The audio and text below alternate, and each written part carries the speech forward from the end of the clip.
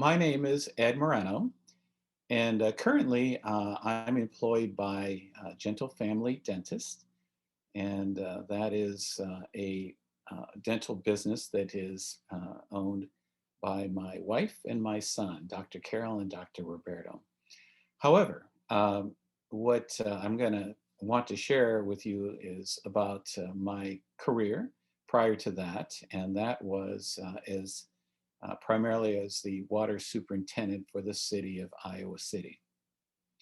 And getting to that point, started out as a water treatment plant operator. From there, I was the regional administrator for the Iowa Department of Natural Resources, which is like the state EPA. And I oversaw the regulatory programs, the rules and regulations, adherence to them for 16 counties in southeast Iowa along the Mississippi River. So a lot of industry, a lot of opportunities to interact with lots of different entities, water, wastewater, industrial, landfill, et cetera. And then I began my career as initially the assistant, but then promoted to the superintendent of the Iowa City Water Division. And I was there for 28 years. Well, I think the most impactful and coolest thing that I was able to do is what I call is the transformation of Iowa City Water. So prior to my coming to Iowa City, in fact, the year before, just to give you an example, there was a cartoonist, a famous cartoonist. His name was Burke Breathitt, and he had a cartoon called Balloon County. And you don't see it very much anymore, but it was very popular back then. And the year before I started at the Water Division, he had a cartoon that was his last cartoon in Iowa City, and it was called The Farewell to Iowa City. And in this cartoon, he had a couple of the characters talking to each other on this fountain that is in downtown Iowa City. And they were sharing what they were going to miss. And they were going to miss the library. They're going to miss a bakery that he loved there. But the punchline of this cartoon was he wasn't going to miss the water because the water tasted like spick and span. So that was what I entered into the water division of Iowa City. And I knew it. I mean, I was fully aware. But when I got there, I discovered why that was like that. And the reason was because the water division had two plants. One was constructed originally in 1882. We called it the old plant. And then there was a new plant that was constructed in the early 60s. Both of them were what they call conventional treatment, and they were tied with the treatment of the raw water source, which was the Iowa River. The Iowa River extends all the way to north central Iowa with its watershed, and the influence on it was agricultural activities and also other natural activities. So there was lots of pollution, lots of dirt, we call it turbidity, and it was very difficult to treat with the technologies of 1882 and 1960 something when I got there in 1987. So the plants were struggling. They were constantly on the ragged edge of compliance, which I knew intimately because I was regulating them from the Iowa Department of Natural Resources at that time. So I knew that they were having lots of difficulty meeting the safety standards of the drinking water industry. So when I got there, it was a huge task to work with and train the staff to treat the water with those existing facilities. But it was a mismatch. That water was very difficult. Those processes were very old, and it was virtually impossible to constantly perform at a level that Iowa City deserved. So after a number of years of working on that, being out of compliance, having to notify the public of exceedances of regulatory standards like nitrates and turbidity and total trihalomethanes, my career from the very beginning was to look at transforming Iowa City water. And the project that allowed us to do that was a total abandonment of that plant, the creation of new raw water sources, not the Iowa River, the creation of a new water treatment plant, and 22 projects, separate projects of both constructing those facilities and distribution connections that ultimately cost the city $50 million. And that took many years, and there was lots of opportunities to learn and grow because we had to study how to do that, where to do that. We had to acquire land. We had to construct these. So it was a whole career, and it culminated in us going online in 2003 with a brand new water treatment plant and award-winning drinking water coming from Iowa City. Yeah, I think for the water industry, I think that when you talk to people who are in this industry, oftentimes their story sounds like Forrest Gump. You know, they're kind of like wander into it after everything else that they had experienced, and it's not uncommon for that. However, there are some relatively, I guess, direct or uh, paths into this industry that are probably more common sense than that. And it has a lot to do with what happens here. So STEM STEM background is very good for this industry, um, but it's also varied. So you can be, say, knowledgeable in geology, you could be knowledgeable in any of the engineering fields, be it civil, electrical, environmental, mechanical, all of those are in this here. And so I think that understanding how to get into this is one thing, into this industry. It's huge. There's accountants, there's rate structures, there's all kinds of things that are available, public relations, like I shared. The other thing I think that is maybe not quite understood is that um, the water industry, in particular water treatment facilities, they're in a special category with the government that they usually are funded through or by. So we're called enterprise funds. And that means that our budgets are not provided through taxes, uh, but they're provided through our rate structure. So we have funding that comes to what we do and what we construct and what we have for staffing that is created through that rate structure. And it's a relatively complicated process to get to that. But so it's not reliant on necessarily a legislature cutting funding. So it's unique in that sense, and it allows some freedom, but it's also inside of usually either a city council or there could be a board that runs it. So there's some autonomy in there related to it, especially if you have a board from the normal city council government. For Iowa City, the water division was under the Public Works Department, which was under the city manager, which was under the city council. So it was unique in that sense, but that's not uncommon for many utilities. So those are some things that perhaps people don't understand. And, as far as salaries and things related to the water industry, they're really quite good. So with a STEM, initially as a water treatment plant operator, it was probably 100%. Because what was necessary was to understand the systems that you're working with, the chemistry, the chemical dosaging, the testing for regulatory things, the adjustment of pumps, the level controls in the tanks, the water quality standards, all those things. And that's what an operator does, uh, every shift. And so it's an 8-hour shift. The thing about the water and industry, water, wastewater is 24/7, 365. It never ends. It's always going.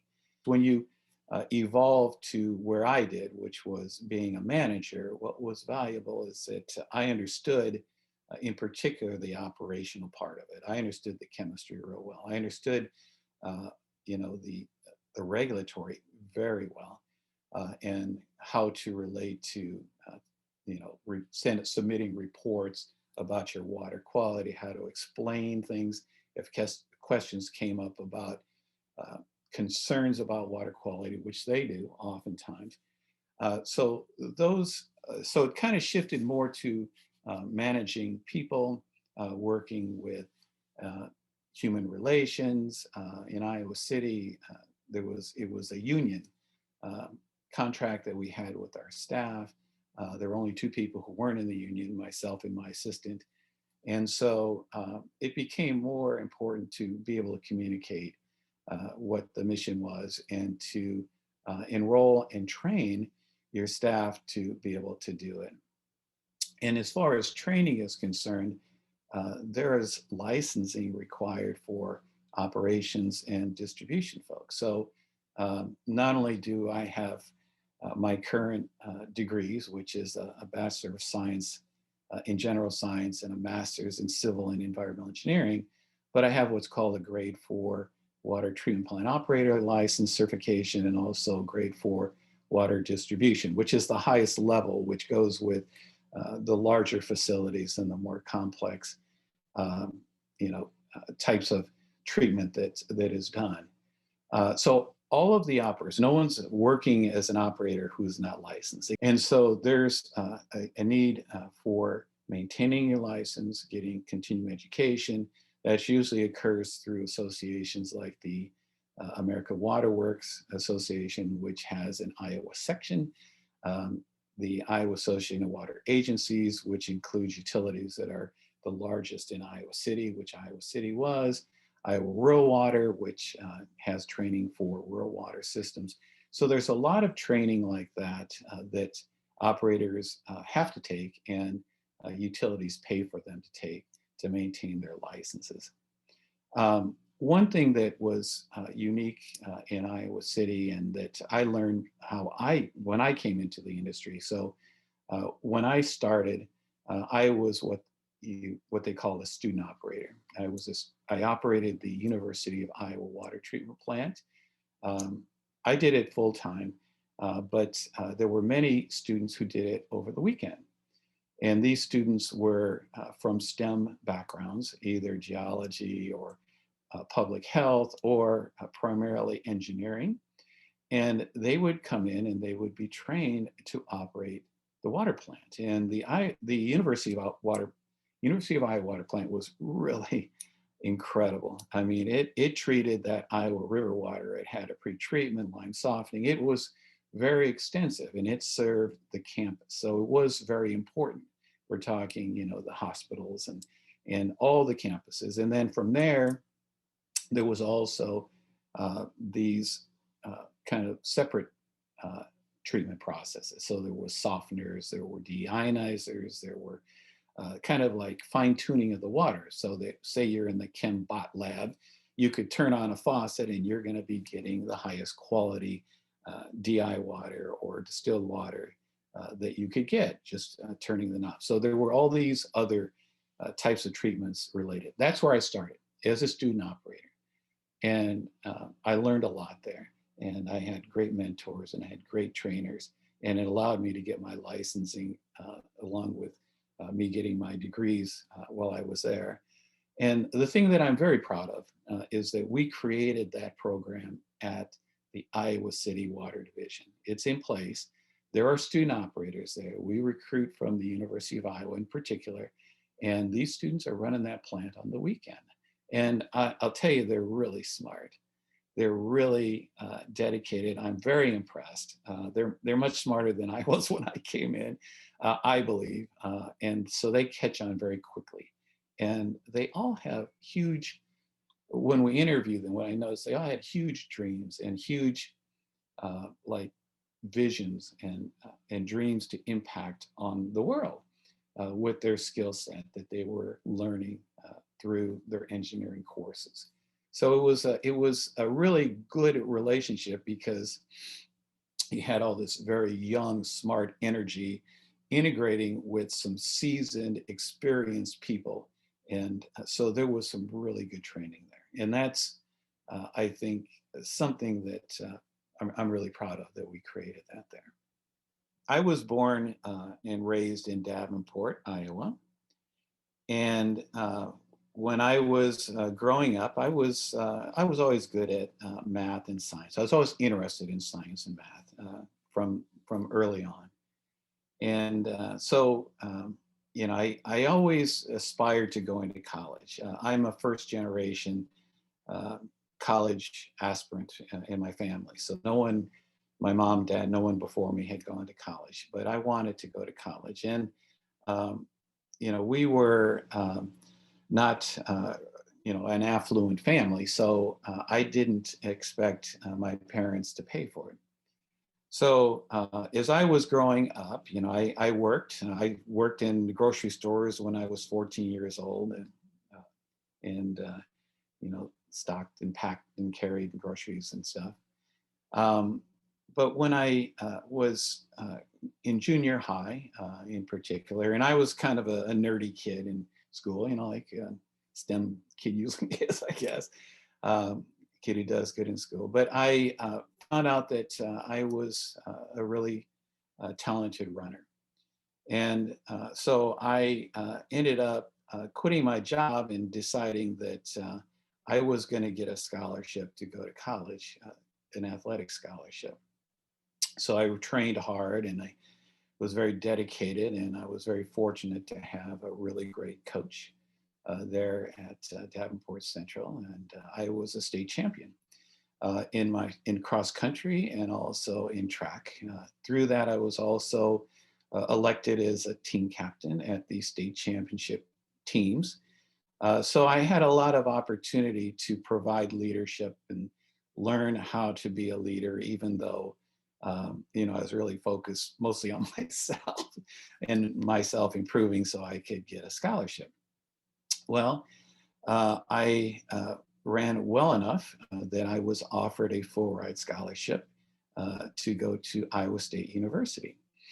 And so I went there and I was, did my freshman year there and ran cross country and track. And, we came in and we were, came in with a bunch of other high quality runners, state champions from Florida and all over the place. So it was very competitive and it took a lot of time. We were running 17 miles a day. I did well in the beginning. So we at ISU, we had a really good coach, another really good coach and Hall of Famer. And I was a participant, a point counter in cross country. If you know cross country, as the number 4 person as a freshman, and we won the Big 8 championship. And it was the first time that ISU had won it since 1949. So it was a big deal. And behind me also is a picture of me and my team accepting the Big 8 trophy. And you can see what I look like back then, much skinnier. And so from there, I wanted to be a dentist, believe it or not, when I was young or when I was going to college. But there was really no pre-dental there at ISU. And I was doing a lot of running and I was putting in a lot of time. It was very competitive. And I started getting injured and I started getting disillusioned with my running. I was getting disillusioned with my schooling. And, I was invited to come to Iowa City by my sister, who was a freshman when I was a sophomore there at ISU. And she lured me there by saying, she goes, yeah, Eddie, you got to come to Iowa City because in Iowa City, the weekend starts on Thursday. And I'm like, are you? And it was like, what? Thursday. So I went to Iowa City. I met with my sister. That was a long time ago. So that was the disco era. I met my sister's good friend. They were at this all girls dorm called Stanley, and her name was Carol. And I transferred. I really enjoyed it. I transferred the next year. to Iowa City, started going to school there. And within 6 months, Carol and I were going together, and Carol is now my wife. So I transferred there. Uh, I had to refocus because, running is a discipline, and there's a lot of support in athletics that you don't have when you're just a student. Your coach takes care of you. When you're on a scholarship, things are handled for you, and not like in a bad way, but in a good way, like good support. You have teammates, you have structure, all that stuff. That was gone. So it took me a while in Iowa City to get grounded. And eventually I did. And as we did, we were moving along. My wife, Carol, she got accepted into dental school. And, I was working towards my general science degree, and I thought I was going to be a science teacher. And in fact, I even did a little bit of student teaching at that time. I had a friend, and he had stopped out to go to what was called the Water and Wastewater Technology course or technology program at Kirkwood Community College. And he was working at a water treatment plant in Kirksville, Missouri, showed it to me, and I thought, wow, this is really interesting. Um, and so I stopped out, did that course. It was a 1-year course. You learned about water and wastewater up there at Kirkwood. They had little mini wastewater plants and water treatment plants. And because of my science training that I had in my undergrad as I was going through ISU and Iowa City, to be quite frank, it was really easy. It was very interesting, really easy. But I think what was valuable is it kind of connected the science with real life. So I saw what science does in a job, what it does in a field, what it does with these unit processes. And so from there, I received my grade 1 water and wastewater operator's license. We had to do an internship. I introduced myself to the manager of the University of Iowa water plant. His name was Neil Fisher. And he was an incredible mentor. He hired me, and that's when I said I was a student operator. I was a student operator, but he hired me full time. He held the job open for me until I got my grade 2, because that was the minimal level of certification needed for that complex of a facility. And I began working there as an operator. Understanding the power of mentors is really important. And I think that, when I think about it, and I wasn't necessarily thinking about it much then because it was all about me and what am I going to do? I think that, reaching out, acknowledging that, opening yourself up to being contributed to is really important. Asking for help, which isn't always easy when you're a first generation student and you're not sure if you belong, and it's all foreign to you, and there's no one that you can talk with necessarily that has gone through it, like my kids. So I think that's probably what I find kind of insightful when I was preparing to share with you about my career. As far as my background, I'm a Latino with a Mexican heritage from my mom and my dad. And when I was growing up in Davenport, there weren't a whole lot of Latinos. There's a lot of African Americans, but not a whole lot of Latinos. So I was, kind of one brown kid in the class of lots of Anglos. And of course, when I went to Iowa State, I was really just one person with a lot of Anglos because, it was a heavily agricultural type college there. When I went to the University of Iowa, it was more diverse there. There were lots of Latinos. However, there weren't at that time lots of Latinos from Iowa. There were Latinos from New Mexico, Texas, and that type of thing. And what I found, I'll be just honest, is that cultures from different states have different experiences, and they experience things differently. So I was not totally uncomfortable with Iowa, but sometimes it appeared like some of the other Latinos that I interacted with were uncomfortable with me. Perhaps because I didn't speak fluent Spanish or I didn't necessarily have some of the um, uh, things that they were going through that I was. So I was not as interested in some of the kind of social things. It was like Viva La Raza was big. There was the great boycott going on at that time. I was there to get an education, and so I focused on that. So there were a number of things that kind of influenced how I felt about myself, my culture in that setting at the university level. And, there were, times when it was, you could feel like, do I belong here? Am I here? And can I do this? And there's different ways to approach that. And what I learned is the best way is to ask for help.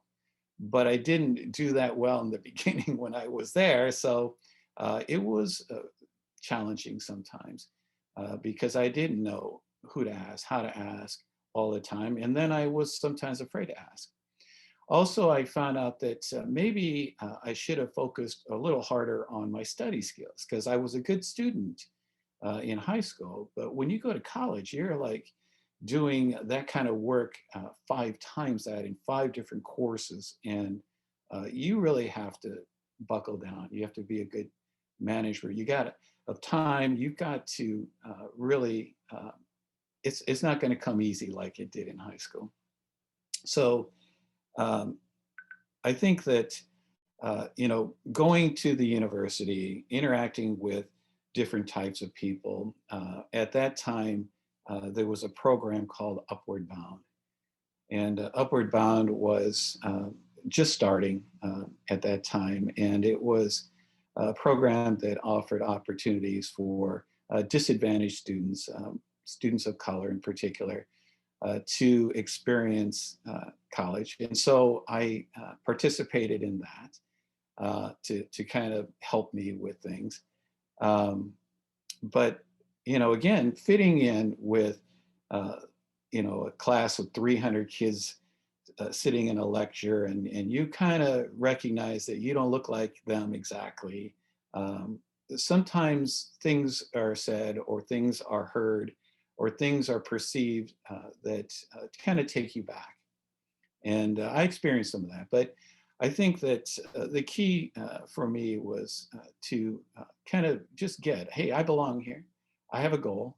I'm going to get through this and I'm going to create it. And the opportunities. And like I said, these mentors were awesome. At that time, some key programs that were in place were things like affirmative action. Now it's called equity and inclusion, but there was an effort by different institutions to provide diversity opportunities for people. And I think I was able to take advantage of that. In Iowa City, if you look at some of the statistics that they have at the city manager level, they look at how many African Americans are working for the city, how many Latinos or women, those types of categories. So it's important to them, and I think it allowed me to perhaps get opportunities. But also, I think that I performed and I was not afraid. I knew what I was doing because I really understood what was behind the curtain and the science after operating this plant. And I knew a lot of things that you had to experience to really be good, because it's a little bit of science, but it's also art to run these things and to understand them. So I brought that to the table, and it allowed me to make a huge impact on Iowa City and to fit in well. I just, hey, I belong here. I know what I'm doing. And I can work with anybody. If there's an issue that comes up, I confront it directly. I let people know, no, that's not going to work. That's not right. And I would assert that the water division in Iowa City, when I was there, was one of the most diverse divisions in the city. We had uh, several African American men working there. We had women who were doing non-traditional jobs because the water industry is a male-oriented, traditional male job. We had female operators. We created opportunities for these students. Um, so I was very proud to, it wasn't like a fixation, but it was like I was comfortable with a diverse work environment, much more so than perhaps some of the other divisions in the city. Where I was lucky is I was on a mission. I knew Iowa City water was messed up. And I knew, and I actually, when I first got there, like, oh, I'll have this straightened out in a year. Well, that's how arrogant you are when you're young and you think you know everything. It took a career. And so I think that there were lots of opportunities to come back. And I shared a couple of them, like, acquiring the land, going through, 9/11, all those things, the floods, it was really intense. But when you stand for something, and with the water industry, it's, people don't necessarily think of their jobs as 24/7, 365. The hardest challenges I had were those 3 o'clock phone calls where I would find out that a 12-inch water main had split in downtown Iowa City, and it was flooding the bank downtown, and it was flooding these businesses, and it was like, you don't get to walk away from that. Okay, I've got a 36-hour day coming here. And, fortunately, I had a really good team.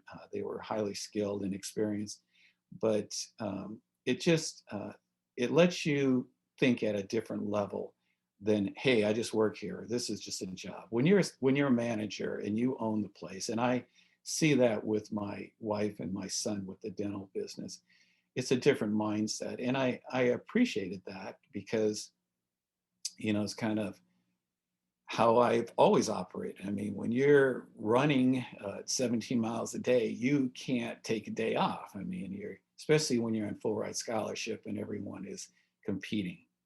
So with you, so I think the resiliency is there from just living in that mindset and being willing and able to put yourself forth because you said you would. It's your integrity, it's your word. I mean, that's power. So that's what I believe in. And I've had people say, "I want to be you," which I was really proud to hear that. But I think that doing good in school is important. Staying focused. Um, I think one thing that often is not recognized, especially in STEM types of training, is being able to read and write in particular is really important. Writing reports, explaining yourself through written communication um, is really important. These engineering reports, they have to be well written, communicating with the city council, working with water quality concerns and issues with a public that is really smart. You have to have skill sets that are beyond just knowing science and math. So prepare yourself, do good in school, reach out, look at, participating in other activities. I did track and cross country, but there's other things. There's clubs. When you get at a higher level, joining associations and networking with people who are doing things similar is really important. So I'm fortunate that I was allowed to do that. Create opportunities for yourself. That's what I've always done. I mean, I went to my boss and said, I want to be on this city committee or the city training that is for leaders in the community. And he said, sure, go ahead. And so I was able to do it. I was able to go through the trustees and end up being chair of the Iowa section of the American Water Works Association. I'm currently the chairman of the National Fluoride Standards Committee for the American Water Works Association. So continuing to be engaged, consider continuing to expand yourselves and looking for those opportunities that are there, because they are there. You can either see them or create them. And it's fun to create them and know that you did. So preparing for this, it gave me the opportunity to look at how fortunate I've been in my career. And, you know, I think that like recognizing those folks around you who are mentors or who really want to be mentors to you, if you can see and be in a way that allows them to contribute to you, that's what they want. And it's really a gift to them to allow them to contribute to you. And that's just a wonderful thing for you also, because what I'm up to now is I'm wanting to contribute to people. And besides the associations I'm involved with, from Master Gardeners at Muscatine County to LULAC, League of United Latin American Citizens here in West Liberty and at the state level, you know, I get the opportunity to share what I have been able to see and experience with people. And so that's, I guess that's what I would share. So is it, you know, you want to be like me, perhaps ask me, I'll help. I'll help you get there. And there's lots of people in your life who are like that. And just reach out to them and you'll be surprised.